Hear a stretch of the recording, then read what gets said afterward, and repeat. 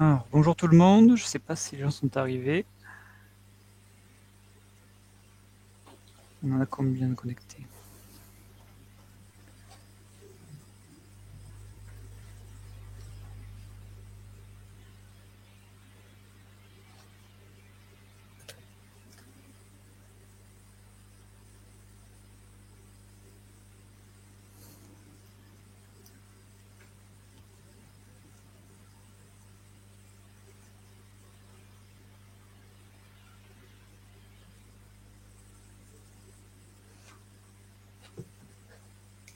Alors, est-ce qu'ils sont dans une salle? Non. Moi, je ne vois personne. Moi non plus.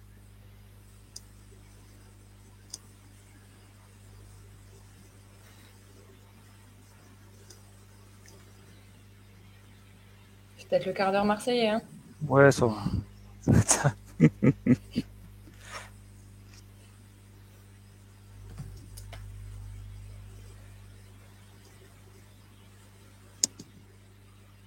Ah, ça y est.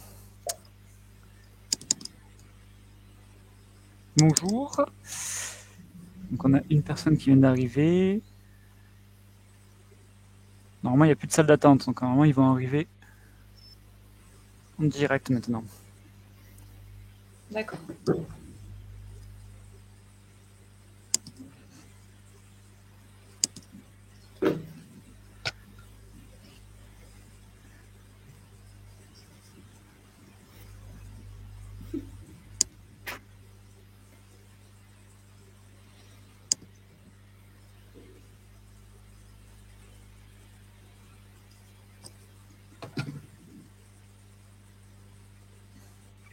C'est bien ici, hein, le petit point flash sur les encadrants techniques de l'insertion.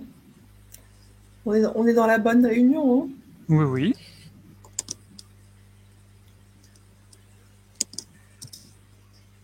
Alors,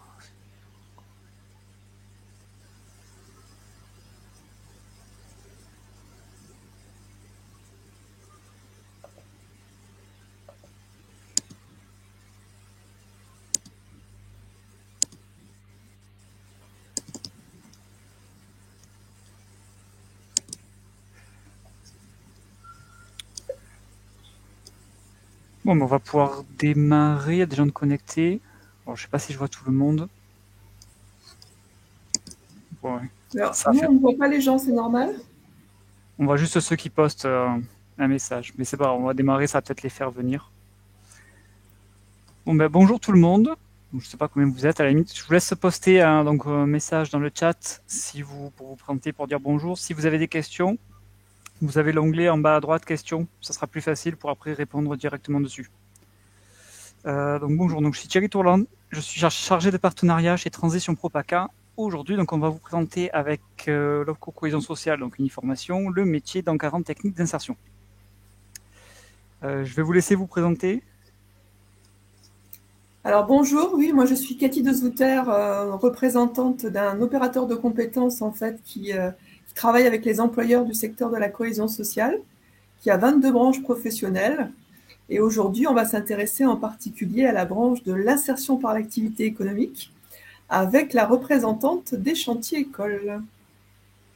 Merci Cathy. Moi, je m'appelle Élise Huguenot. Je suis déléguée régionale d'un réseau, d'une fédération qui s'appelle Chantier École.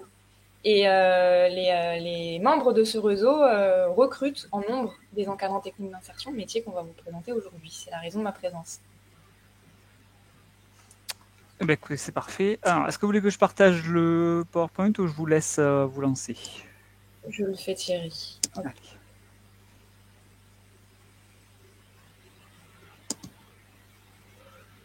Alors, Élise Huguenot a eu la bonne idée de vous projeter une petite vidéo parce que c'est vrai qu'il n'y a rien de plus parlant qu'une petite vidéo pour déjà savoir où on se situe, parce qu'un métier d'encadrant technique, d'accord, mais dans quel secteur d'activité? Qu'est-ce que c'est que ce secteur d'activité de l'insertion par l'activité économique? Peut-être que vous en avez une idée, peut-être pas du tout, mais en tout cas, on espère que ça vous intéresse et que vous nous rejoindrez.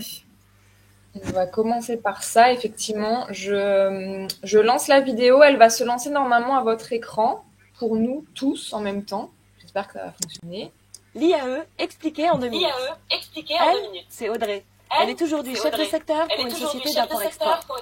Elle s'épanouit dans un travail. Attendez, parce que moi, j'avais pas l'image et le son n'étaient pas synchronisés, donc je me permets juste de mettre sur pause. L'IAE expliqué en 2 minutes. Elle est Audrey. Coupons tous nos micros, par contre, pour ne pas que ça fasse de résonance.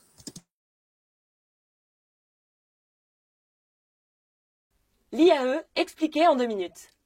Elle, c'est Audrey. Elle est aujourd'hui chef de secteur pour une société d'import-export.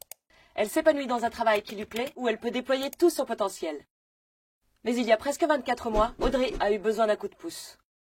Malgré ses initiatives pour retrouver un emploi, ses multiples candidatures n'aboutissaient pas. Il faut dire que sans permis de conduire, ce n'était pas facile. Audrey perdait confiance en elle à mesure que le temps passait. Mais malgré sa situation difficile, une porte s'est ouverte. Par l'intermédiaire de sa conseillère Pôle emploi, Audrey a pu signer un contrat de travail dans une structure d'insertion par l'activité économique, une SIAE. Cette structure a permis à Audrey de recommencer à travailler dans le maraîchage. D'abord comme préparatrice de commandes, puis en tant qu'assistante de gestion des commandes. Ces missions lui permettent alors de révéler ses talents et de mettre en œuvre ses compétences. Elle y retrouve un rythme de travail, un espace d'échange et d'entraide avec ses collègues et reprend confiance en ses capacités. En parallèle, elle a bénéficié d'un accompagnement bienveillant et global pour travailler son évolution professionnelle et créer des liens avec les entreprises locales. Autant d'opportunités pour décrocher le job qui lui correspond et prendre un nouveau départ. La SIAE l'a également aidé à financer son permis de conduire pour l'aider dans ses démarches. Les SIAE proposent aux entreprises du secteur un appui facilitant, efficace et concret pour leur recrutement. Ainsi pour Audrey comme pour ses collègues, les SIAE sont un véritable tremplin vers l'emploi durable. En achetant des biens et des services auprès d'une SIAE, les clients ont accès à un travail et à un personnel de qualité. Comme Audrey, les salariés se perfectionnent et gagnent en expérience, les rapprochant ainsi de leur objectif professionnel. Les structures et leurs clients participent alors à un cercle vertueux vers le retour à l'emploi des personnes en difficulté. En faisant appel aux SIAE, les clients et les recruteurs soutiennent l'économie de la région et contribuent ainsi à la lutte contre le chômage. Les SIAE évoluent dans des secteurs d'activité variés. Faire appel à ces prestataires inclusifs vous permet donc d'acheter et de recruter responsables. En PACA, les SIAE représentent près de 300 structures et environ 30 000 emplois dans 16 secteurs d'activité différents. Ayez le réflexe des entreprises inclusives, consultez la cartographie du site achat-responsable-rse-paca.org.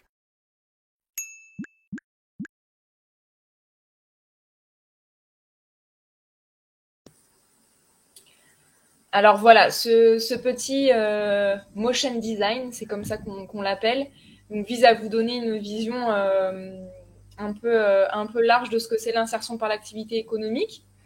Il n'y a pas de zoom sur le métier d'encadrement technique, on l'évoquera juste après, mais juste pour vous dire que ce film il a été réalisé par un chantier d'insertion et ces chantiers d'insertion ont été typiquement encadrés par un professionnel du numérique qui les a aidés en fait à concevoir cet outil pour les réseaux de l'insertion. C'est un exemple en fait de travail qui a été réalisé et encadré par un encadrant technique. Je vais couper ça et partager cette fois la présentation. L'IAE expliqué en 2 minutes. Elle, c'est Audrey. Elle est aujourd'hui chef de secteur pour une société d'import-export. l'IAE expliqué en 2 minutes. Elle. Est-ce que vous voyez l'écran? Moi, oui. C'est OK. Alors, 2 mots peut-être sur des données... c'est un peu flou, non? Non, c'est encore pire. Non, je crois que je peux pas faire mieux que ça. Donc, quelques données macro sur le secteur de l'insertion par l'activité économique. Il y a près de 300 structures d'insertion par l'activité économique en région de Provence-Alpes-Côte d'Azur. Et ces 283 structures d'insertion, elles ont employé en 2020 près de 12 000 salariés en insertion dans des secteurs d'activité variés, on le verra tout à l'heure. Avant de passer au secteur d'activité, en fait, il faut que vous ayez à l'esprit qu'il y a 2 types de structures d'insertion. Il y a celles qui vendent des biens et des services, comme le petit film qu'on vient de regarder. Donc, c'est les chantiers d'insertion et les entreprises d'insertion. et il y a celles qui mettent à disposition du personnel. Donc c'est l'intérim d'insertion et les associations intermédiaires. Celles qui vendent des biens et des services, donc chantier d'insertion et entreprise d'insertion, sont celles qui représentent le plus des structures d'insertion. Il y a 80% des structures d'insertion qui sont des structures qui vendent des biens et des services de toutes sortes. Le point commun entre ces 4 structures d'insertion, c'est que leur ADN, leur métier, c'est d'accompagner les gens, vous l'avez vu dans le film, pour leur remettre le pied à l'étrier, leur servir de tremplin pour qu'ensuite ils se dirigent vers une formation ou un emploi dit classique.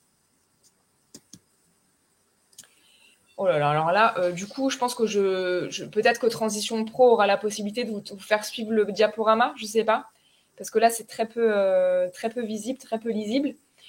Donc, je vous le disais, les structures d'insertion, en dehors de la mise à disposition de personnel, celles qui vendent des biens et des services, elles bossent dans plein de secteurs d'activité différents. Ceux qui sont les plus prégnants, c'est tout ce qui a trait à l'environnement, espace naturel, forestier, espace vert. Le recyclage et la revalorisation de déchets, c'est tout ce qui est ressourcerie, recyclerie, etc. Et le bâtiment travaux publics. Donc normalement, vous le verriez dans le graphique qui est en jaune sur votre droite. Il y a service aux particuliers et aux entreprises et intérim qui représentent environ 20% du secteur. Avant de faire un zoom sur le métier d'encadrant technique, vous précisez que dans les structures d'insertion, il y a 3 métiers principaux. Il y a la direction qui, vous vous en doutez, est en charge du management global et de la gestion administrative et financière de la structure. Le chargé ou la chargée d'accompagnement qui justement va préparer la suite, va préparer la sortie du salarié en insertion de la structure, donc va l'aider à aller vers un projet de formation ou un projet métier, une fois qu'il aura fini son parcours dans la structure d'insertion. Et l'encadrant technique, donc ce qui nous réunit aujourd'hui, donc l'encadrant technique, ça va être l'expert du métier qui va former les salariés en insertion sur le métier. Quelqu'un qui va bosser pour une entreprise d'insertion qui fait de l'espace vert, par exemple, de l'entretien d'espace vert pour des communes. L'encadrant technique va être du coup expert de l'élagage, du débroussaillage, etc. et va du coup former en situation de travail les salariés en insertion pour leur redonner confiance en eux, leur faire acquérir des savoir-être et des savoir-faire, et ensuite pour qu'ils puissent ensuite réutiliser toutes ces compétences dans leur métier futur. Et l'encadrant technique et l'accompagnateur socio-pro travaillent ensemble en binôme pour préparer la personne, le salarié en insertion, à envisager la suite. Cathy, je te laisse la parole pour le métier d'encadrant technique. Oui. Alors, l'OPCO Cohésion Sociale a été contacté par Transition Pro pour essayer de voir un petit peu quels étaient les métiers divers et variés dans le secteur de la cohésion sociale, des métiers qui recrutent. Et avant de parler du métier d'encadrant social en lui-même, ce dont Élise Hugonneau a déjà bien parlé pour l'instant, je voulais juste informer les participants qu'Uniformation a un site. Alors, je ne sais pas si quand je clique dessus, je peux y aller. Mais en tout cas, Uniformation a un site. Donc, à travers ce diaporama que vous aurez certainement après, vous pouvez y accéder. Où il y a déjà une 50aine de fiches métiers qui peuvent être consultées. J'entends quelqu'un parler. Donc, ces fiches métiers sont consultables à tout moment, que ce soit le métier d'encadrant technique qui vous intéresse ou peut-être d'autres métiers un peu similaires. Et donc, vous pouvez aller le consulter. Voilà. Donc, on va passer et juste regarder si Élise qui défile. Donc, est-ce qu'on peut passer à la slide suivante? Merci, Élise. Ah bah non, merci Thierry. Puisqu'il nous a mis le lien effectivement vers le site d'Uniformation. Est-ce qu'on peut passer à la slide suivante qui montre un petit peu, voilà, donc le site se présente comme ça quand vous arriverez sur la page. Vous pouvez soit chercher directement à travers une branche professionnelle, donc là on aurait pris chantier d'insertion, soit à travers des compétences que vous considérez avoir pour voir un peu les compétences qui sont dans le secteur de la cohésion sociale qu'on peut rechercher, qui sont en lien avec vos propres compétences. Donc c'est un site voilà, qui peut intéresser. Alors, il y a Madame Franco qui nous dit « Je n'ai pas eu le temps de noter le site ». J'imagine que Transition Pro va pouvoir lui envoyer le diaporama ou pas? Je ne sais pas. Donc, en tout cas, voilà, le site, vous pouvez le copier, Madame Franco, puisque le nom du site est indiqué juste au-dessus de votre message. Donc, vous pouvez faire un copier-coller sur votre poste de travail. Voilà. Donc, il y a plusieurs métiers à disposition. Alors, pour ce qui est du métier d'encadrant technique, je ne vais pas forcément tout détailler, d'autant que d'une SIAE, en fait, ça peut être un peu différent. J'espère que vous aurez bien compris que si on présente ce métier aujourd'hui, c'est parce que on s'est dit, quelqu'un qui aujourd'hui travaille dans un secteur, par exemple, ça peut être le secteur lucratif, je ne sais pas moi, dans la métallurgie, ça peut être aussi dans la couture, ça peut être, je ne sais pas moi, dans la maçonnerie, dans l'élagage, peu importe. Peu importe en fait le métier qu'exercent les gens aujourd'hui, ils peuvent se dire à un moment donné, bah tiens, moi j'ai envie d'aller vers le secteur de l'économie sociale, j'ai envie de donner peut-être plus de sens. Je ne dis pas que le métier actuel n'a pas de sens, mais en tout cas, de donner peut-être plus de sens et plus d'utilité sociale à mon métier et de finalement utiliser les compétences que j'ai acquises depuis plusieurs années dans mon domaine pour pouvoir participer à la mission d'un chantier d'insertion et à aller aider des personnes en difficulté. Donc, vous avez compris, hein, ça peut être des personnes en difficulté, tout simplement des personnes qui sont au chômage depuis longtemps, des personnes qui ont des problèmes d'addictologie, qui sortent de prison. Ça peut être aussi des personnes qui ont des problèmes avec les savoirs de base qu'il faut remettre à niveau, peu importe la difficulté qui peut être sociale, qui peut être un handicap. L'objectif de l'encadrant technique, c'est de faire remonter la personne, de lui redonner un lien social à travers un métier. Voilà. Donc l'encadrant technique va faire le job d'encadrant sur son activité, que ce soit l'élagage, la maçonnerie, la couture, peu importe, et va encadrer une équipe, mais une équipe de personnes qui peuvent être un petit peu plus fragilisées que les salariés qu'on peut trouver dans le monde classique. Voilà. Donc c'est ça qui peut être passionnant dans le métier d'encadrant technique. Elise, si tu veux bien mettre la fiche qui est juste après, où en fait j'ai fait une extraction en fait de la fiche que vous allez trouver sur le site internet d'Uniformation. Donc quand vous aurez trouvé la fiche encadrant technique, il y aura plein de choses dedans. On vous donnera les compétences à avoir, les qualités à avoir. Il y aura aussi une petite indication sur la formation. Alors n'en tenez pas compte, parce que les deux formations qui sont indiquées sur notre site, c'est soit Bac+5. Je pense qu'Élise après en parlera.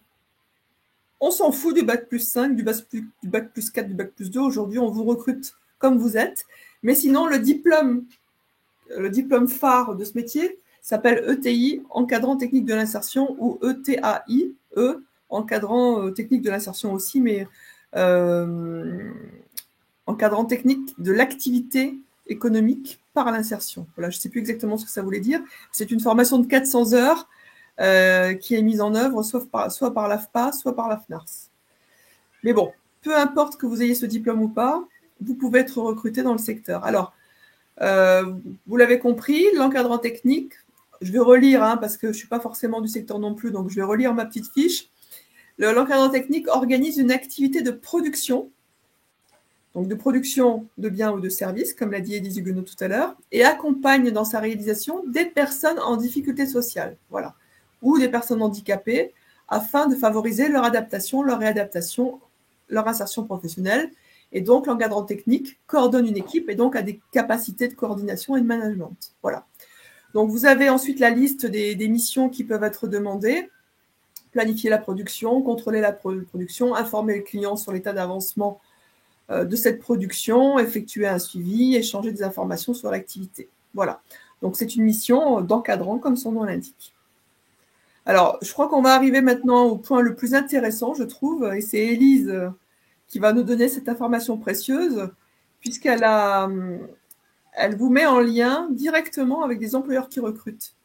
Et ça, c'est bien. Oui, du coup, je me suis permise dans le chat de mettre le lien vers les métiers de la cohésion sociale sur le site d'Uniformation ainsi que la fiche encadrant technique. Et du coup, Madame Franco réagit en posant une question. Est-ce qu'une personne qui est aide-soignante peut devenir encadrant technique d'insertion ? 2 éléments de réponse, tu complètes, Cathy.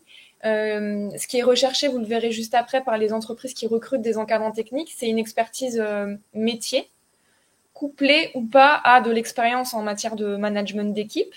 Du coup, c'est un métier tel que aide-soignante. Je me dis que ça correspond moins au secteur d'activité plébiscité par les structures d'insertion que je citais tout à l'heure, BTP, environnement, ou recyclerie, revalorisation des déchets, etc.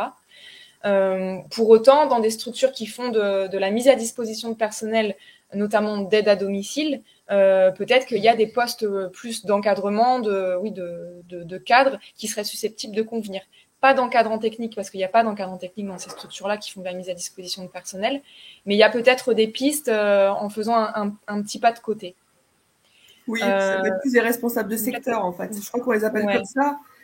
Moi, je connais par exemple la DPEI sur Marseille, auquel on fait appel, nous, pour nos propres missions. Et il y a effectivement des responsables qui managent en fait les aides à domicile sur le terrain. Donc pourquoi pas. Et je crois, Élise, que ce sont plutôt des compétences aussi en management que vous recherchez. Oui, en fait, dans le tableau qui apparaît sur le slide, là, je vous ai indiqué qu'actuellement, il y avait une vingtaine de postes qui étaient à pourvoir, je me rends compte des coquilles du PowerPoint, pardon, à court ou moyen terme. Donc, parmi les chantiers d'insertion, il y a aujourd'hui une vingtaine de postes à pourvoir partout en PACA. Et je vous ai mis un exemple de poste, par exemple, à pourvoir immédiatement à Carpentras, qui est qui illustre bien ce que je vous disais tout à l'heure, vu qu'il s'agit d'un poste plus sur du maraîchage. Donc tout ce qui a trait à l'environnement, c'est très plébiscité dans le secteur. Mais parmi les 20 offres, les employeurs disent que ce qui est important, c'est d'avoir une expertise métier. Un encadrant technique dans la confection textile, par exemple, on va attendre de lui qu'il puisse justifier d'un niveau CAP, BEP et ou d'une expérience importante sur la confection textile, pardon. Et le bonus, qui est un bonus pour certains employeurs et qui est requis pour d'autres, c'est effectivement, comme le dit Cathy, d'avoir des compétences de manager, d'encadrement technique, mais c'est pas demandé systématiquement. C'est un métier qui est assez en tension. Et du coup, la compétence vraiment prioritairement demandée, c'est l'expertise technique. Je vous mets dans le chat, du coup, un lien vers le tableau qui recense cette vingtaine d'offres d'emploi. Il y a une colonne à la fin qui indique quels sont les prérequis des employeurs pour les postes en question.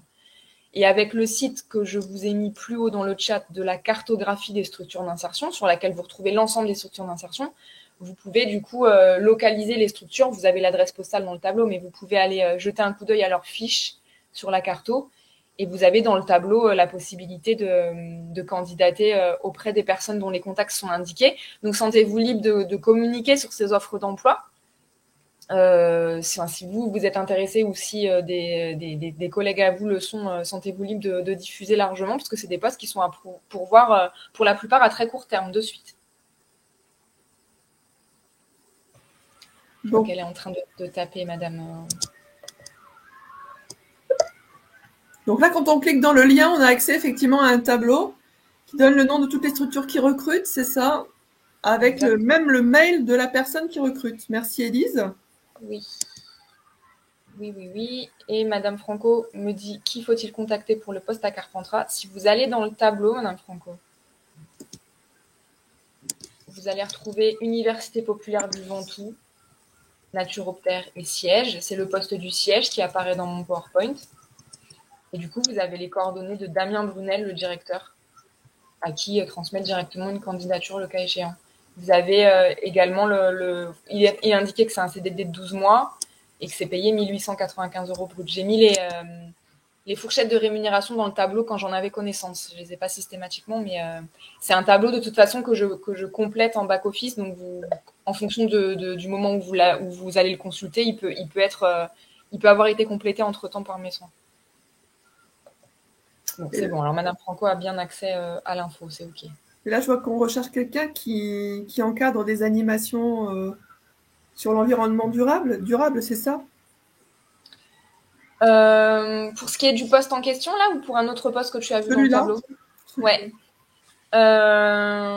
En fait, les jardins du Ventoux, c'est un espace de maraîchage.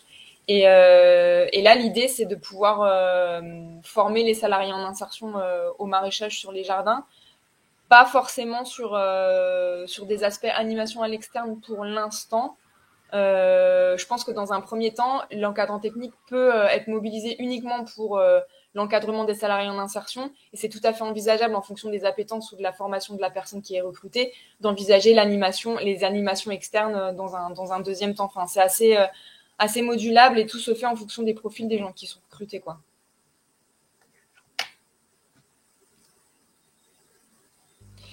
Thierry, vous avez une vision sur les participants? Est-ce que Madame Franco a l'extrême chance de nous avoir pour elle toute seule, ou il y a d'autres participants? Alors, je ne vois pas les participants, je ne vois que ceux qui discutent. D'accord. C'est ce que je cherche depuis tout à l'heure et je ne les vois pas. Donc, je ne peux pas vous dire. Ok. Quand on va dans Apps, on voit 5 participants. Ah, bah voilà. Donc, Madame Franco. D'accord. Du coup, l'idée, c'est de pouvoir consulter le tableau dans les jours qui viennent, si vous avez envie de postuler en direct. Et vous pouvez très bien faire des candidatures spontanées auprès des structures d'insertion qui sont localisées près de chez vous, en regardant dans la carto qui sont les structures d'insertion autour de chez vous. Puisque voilà, comme je vous le dis, c'est un métier en tension. Aujourd'hui, il y a 20 postes à pourvoir, mais en fait, tout le long de l'année 2022, des recrutements sont prévus. Et voilà, c'est un métier qui représente des belles opportunités professionnelles en PACA.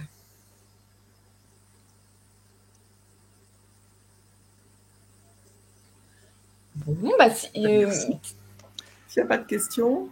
S'il n'y a pas de questions, ouais. Vous voulez qu'on coupe là? On va passer la main à Transition Pro s'il n'y a pas de questions sur le métier, puisque Transition Pro voulait faire aussi un petit point, je crois, sur... Justement, voilà, je vais en profiter, vu qu'on a présenté le métier, je vais présenter le dispositif qui permettrait d'accéder donc en termes de reconversion à ce métier ou à un autre.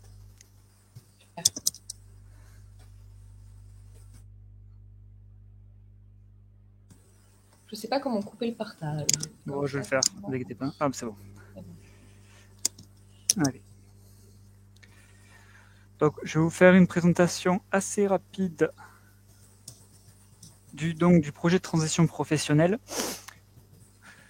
Donc, Transition Pro PACA, que vous pouvez peut-être connaître sur le nom de FONGESIF PACA, donc, que je représente aujourd'hui. C'est une association donc, qui a changé de nom, qui s'appelait FONGESIF PACA avant, qui a changé de nom suite à la loi de septembre 2018 donc sur la liberté de choisir son avenir professionnel. Aujourd'hui, donc, le Transition Pro PACA a diverses missions, et en particulier celle que je vais vous présenter aujourd'hui, c'est l'examen et le financement des demandes du projet de transition professionnelle. Donc aujourd'hui, le projet de transition professionnelle qui prend entre guillemets la suite du CIF, congé individuel de formation, que vous avez pu connaître par le passé. Ce dispositif, il vous permet donc de demander un financement pour une reconversion. Pour cela, il faut que forcément vous vous dirigez vers un changement de métier ou de profession, que ce soit en interne ou en externe. Donc si vous êtes aide-soignante, vous vous dirigez vers le métier d'infirmière, c'est possible. Il faut obligatoirement que la certification soit inscrite au RNCP ou au répertoire spécifique. RNCP, c'est le répertoire national des certifications professionnelles. Donc, dit autrement, vous avez obligation de vous diriger vers une formation qui est reconnue par l'État. Donc, diplôme d'aide-soignante, diplôme d'encadrement technique d'insertion, etc. Voilà, des certifications qui sont absolument reconnues. La formation en termes de rythme, c'est à peu près un peu comme vous voulez en fonction de l'organisme de formation. Ça peut être en dehors du temps de travail, ça peut être sur le temps de travail, ça peut être à temps complet. Donc là, il y aura une priorité sur 1 an de formation maximum, à temps partiel ou discontinu, et là, une priorité de financement sur 1200 heures maximum. Donc ils peuvent s'étendre sur plusieurs années. Votre employeur, lorsque vous lui faites la demande, a une possibilité de report ou de refus de la demande, suivant certaines conditions. Si vous faites bien votre demande, il n'a pas le droit de refuser. Si par contre la demande respecte le formalisme qui est inscrit sur notre site, il a la possibilité de reporter jusqu'à 9 mois votre demande. Comme vous le voyez, le CPF il est obligatoirement mobilisé dans le cadre d'un projet de transition professionnelle. C'est fait automatiquement, vous n'avez pas de démarche à faire. Mais sachez que voilà, votre compte CPF sera défalqué d'autant de ce que la formation coûte en termes de coût pédagogique. En termes d'éligibilité, la formation, le projet de transition professionnelle, pour y accéder, il faut qu'en CDI, vous soyez au moins dans l'entreprise depuis au moins 12 mois. Donc l'ancienneté, elle s'apprécie à la date de départ en formation.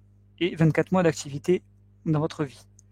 Pour les CDD, 24 mois d'activité sur les 5 dernières années. Par contre, il faut que vous soyez en poste au moment de la demande. C'est important. Si aujourd'hui vous êtes en CDD, il ne faut pas que vous attendiez d'être au chômage, d'avoir fini votre contrat pour pouvoir déposer le dossier. Il faut que vous le fassiez pendant votre contrat. Ou alors retrouver un contrat pour pouvoir valider votre demande. Pour les intérimaires, l'employeur, c'est votre boîte d'intérim principale. Il faut que vous ayez fait 1600 heures d'intérim sur les 18 derniers mois. Alors, pour répondre à votre question, si le budget du CPF ne couvre pas les frais de la formation, ce n'est pas grave. Même si vous avez 0 € sur votre compte CPF, ce n'est pas grave. Mais tout ce que vous avez sera enlevé de ce que coûte la formation. Par exemple, si vous avez 3 000 € sur votre compte CPF, que la formation coûte 8 000 €, vous allez avoir les 3 000 € qui seront enlevés de votre compte CPF. Nous, de toute façon, on financera l'intégralité de la formation si c'est accepté. En termes donc de toute démarche pour pouvoir déposer une demande pour un projet de transition professionnelle. Quand vous faites votre demande à l'employeur, il faut la faire au moins 4 mois avant de démarrer la formation, parce que lui, il a 30 jours pour vous répondre. Il faut que chacune des parties, donc salarié, organisme de formation et employeur, si ça se passe sur le temps de travail, soit finalisée au moins 3 mois avant de démarrer la formation jour pour jour. Il n'y a pas de dépassement autorisé, il n'y aura pas de dérogation. Votre dossier, il est étudié selon 3 critères. Cohérence du projet, pertinence du parcours de formation et des modalités de financement, et les perspectives d'emploi. Ce sont 3 critères légaux, donc définis par la loi. C'est la commission, devant laquelle passe votre dossier, qui jugera de ces critères et de voir si elle vous financera ou pas. En termes de financement, si c'est accepté, le coût pédagogique est payé par Transition Pro-PACA directement à l'organisme de formation. Les éléments de rémunération donc, qui sont remboursés à l'employeur le sont directement par Transition Pro-PACA à votre employeur. L'employeur continue toujours à vous maintenir le salaire. En ce qui concerne les frais annexes, donc hébergement, déplacement, etc., c'est vous, salarié, qui allez faire avance de ces frais-là. Et sur facture, Transition Pro-PACA vous remboursera dans la limite de ce qui sera indiqué. Pour les petites entreprises, l'employeur a la possibilité de faire une demande d'avance mensuelle de trésorerie, c'est-à-dire que nous, Transition Pro-PACA, on lui avancera 90% du salaire qu'il doit verser. Ça lui évite une trop grosse sortie de trésorerie. Voilà, en ce qui concerne le projet de transition professionnelle. Vous avez les contacts, donc vous voyez le numéro de la plateforme, vous avez une ligne directe d'un chargé d'instruction. Sinon, quand vous créez votre espace, là de toute façon vous allez créer votre espace pour créer votre dossier, vous pouvez avoir en lien un chargé d'instruction en direct. Est-ce que vous avez des questions ?